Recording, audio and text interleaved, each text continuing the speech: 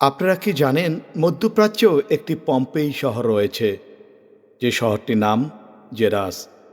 পেট্রার পাশাপাশি জর্ডানের সবচেয়ে জনপ্রিয় গন্তব্য হল এই জেরাস শহর। আজ আমরা ঘুরে দেখাবো বিশ্বের অন্যতম সেরা সংরক্ষিত শহর জেরাস।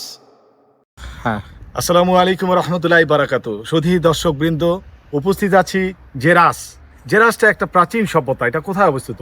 আমরা গ্রিকে নই, আমরা আছি জর্ডনের প্রাণকর্তা আম্মান থেকে মাত্র 80 কিলোমিটার দূরে জেরাস নামক যে শহরটা ছিল।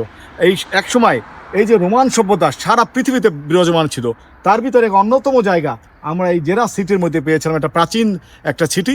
সেই সিটির মাঝে আমরা গিয়ে আপনাদেরকে সব কিছু ঘুরিয়ে ঘুরিয়ে দেখাবো। এখানে গেলে আপনাদের মনে হবে আপনারা কোনো গ্রিকে চলে আসছেন, গ্রিক শহরে, গ্রিক সভ্যতায়, রোমান সভ্যতার মধ্যে চলে আসেন। এই জর্ডানে এসে আপনাদের সেই সভ্যতাটা দেখাতে পারবো। চলুন আমার সাথে।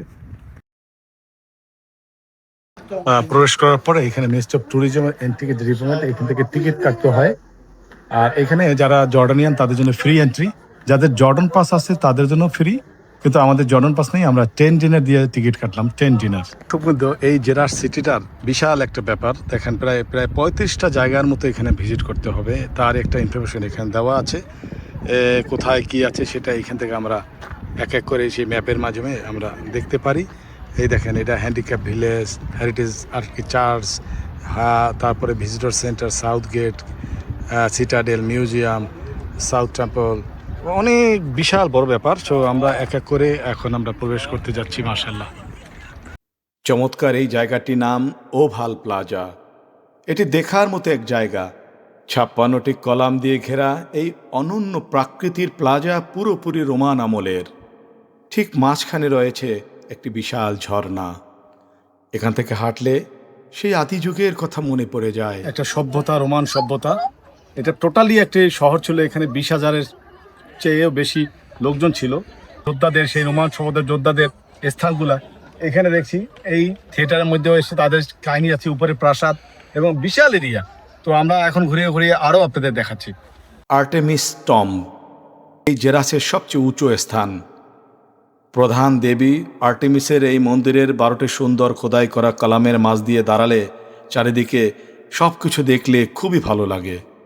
এখানে দাঁড়িয়ে শহরের প্যানোরামিক ভিউ দেখা যায়। এই শহরটি শুরু হয়েছিল আজ থেকে প্রায় 6500 বছর আগে। তবে শহরটি আসলে গড়ে উঠেছিল গ্রিক হেলেস্টিনিক যুগে, যা খ্রিস্টপূর্ব 2 শতকে। এরপর বহুদিন পর রোমান সাম্রাজ্যের অধীনে ব্যবসা বাণিজ্যের কেন্দ্র হয়ে ওঠে এই জেরাস শহর। তখন আনুমানিক 10,000 থেকে 25,000 মানুষ এই শহরটিতে বসবাস করত। যে আজকে নিজের চোখে দেখতে পেরে আসলে ভালো লাগে। সব মহান শহরের মতো এই জেরাসেরও পতন ঘটে। সময়টা ছিল 749 খ্রিস্টাব্দ। বিশাল একটি ভূমিকম্প হলো। ভূমিকম্পে শহরটি ভেঙে চুরে তছনছ হয়ে গেল। এরপর 1000 বছর পর্যন্ত এটি বালুর নিচে ঢেকে যায়। শুধু প্রাচীন বেদুইনরা এখানে এর অবস্থান জানত। 19শ শতকে ইউরোপীয় অভিযাত্রীরা এটি আবার আবিষ্কার করেন এবং 1925 সাল থেকে নিয়মিত খনন কাজ করে চলছে। এক অদ্ভুত জিনিস আপনাদের দেখাবো। প্রাচীন সভ্যতায় হারকিওলগ সহ যারা এখানে পারফর্মার করতো, যেসব সেই একটা জায়গায় চলুন আমার সাথে গিয়ে আপনাদের সাথে দেখি, আপনার আসলেই অবাক হয়ে যাবে। দক্ষিণ থিয়েটার খ্রিস্টাব্দ 90 থেকে 92 সালের মধ্যে সম্রাট ডমিটিয়ানের শাসনামলে নির্মিত হয়েছিল এই থিয়েটারটি। এই থিয়েটারে একসাথে 3000 দর্শক বসতে পারত। এর আকস্টিক এতই চমৎকার যে মঞ্চের কেন্দ্রে দাঁড়িয়ে কেউ চিৎকার করলে পুরো অডিটোরিয়াম জুড়ে কথাটা শোনা যেত। প্রায় এখানে বিভিন্ন সাংস্কৃতিক অনুষ্ঠান হয়। আর আমাদেরও ভাগ্য ভালো, আমরা বাকপাইন বাজনার এক জীবন্ত পরিবেশনা দেখতে পাচ্ছি।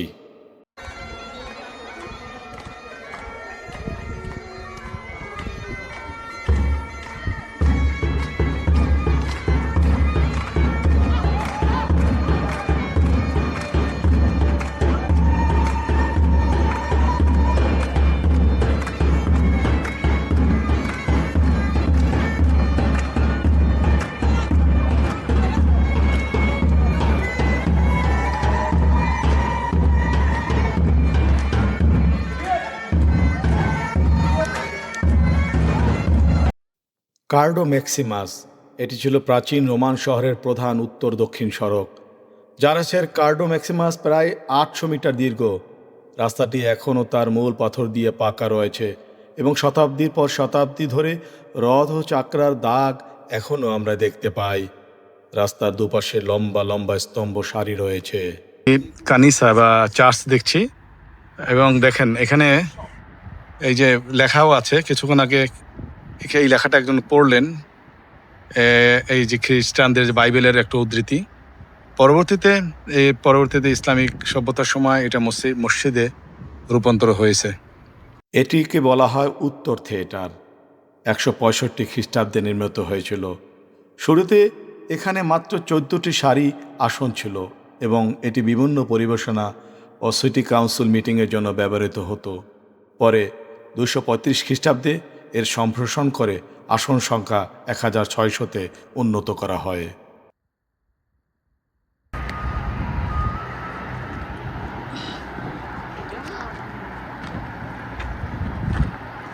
জেরা শহরটা আমরা এখন এখান থেকে উপভোগ করতে পারি। পুরো জর্ডন শহরটাই হলো পাহাড়ের উপরে এরকম ঘর বাড়ি থাকে, উপর থেকে নিচ পর্যন্ত ঢালু ঢালু পাহাড়ের বাড়ি।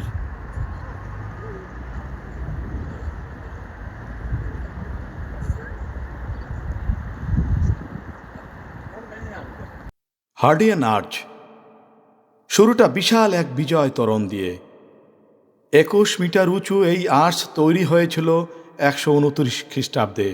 তখন সম্রাট হার্ডিয়ান এখানে এসেছিলেন, তার সম্মানেই তৈরি হয়েছিল এই বিশাল গেটটি। তখন এই মূল শহরে ঢোকার জন্য এটিই ছিল প্রধান পথ, কিন্তু ক্রমে ক্রমে এই পথটি ছাড়াও আরও উত্তর দিকে অনেকগুলো পথ তৈরি হয়েছে। হিপোড্রোম কল্পনা করুন, এই স্টেডিয়ামে একসময় 15,000 মানুষ জমায়েত হয়ে গ্ল্যাডিয়েটরের যুদ্ধ বা রথের দৌড় দেখত। মাঝে মাঝে এখনও তারা এর অনুকরণে বিভিন্ন প্রতিযোগিতা করে থাকে। বিশেষ করে বাৎসরিক এক সময় এখানে একটি অনুষ্ঠান হয় এবং সেখানে বিভিন্ন ধরনের ফেস্টিভ্যাল হয়ে থাকে।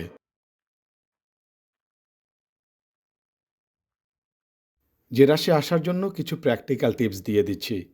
আম্মান থেকে এখানে সহজেই ডে ট্রিপ করা যায়। গাড়ি ভাড়া, ট্যাক্সি এবং অন্য অন্য বাসেও আসা যায়। গাড়ি ভাড়া করলে প্রায় 40 জেডির মতো খরচা হয়। আপনারা সবচেয়ে সহজে আসতে পারবেন পাবলিক বাসে, তাতে খরচ হবে মাত্র 1 জেডি। এখানে সকাল 8টা থেকে 5:30 পর্যন্ত খোলা থাকে। প্রবেশ ফি 12 জেডি। তবে আপনাদের কাছে জর্ডন পাস করা থাকলে এটা ফ্রিতে প্রবেশ করতে পারবেন। দক্ষিণ গেটের কাছে অনেকগুলো ট্যুরিস্ট গাইড পাবেন। তাদের নিয়ে আপনারা প্রবেশ করলে আরও সুন্দর করে সব কিছু বুঝতে পারবেন, তবে তাদেরকে এক্সট্রা পে করতে হবে।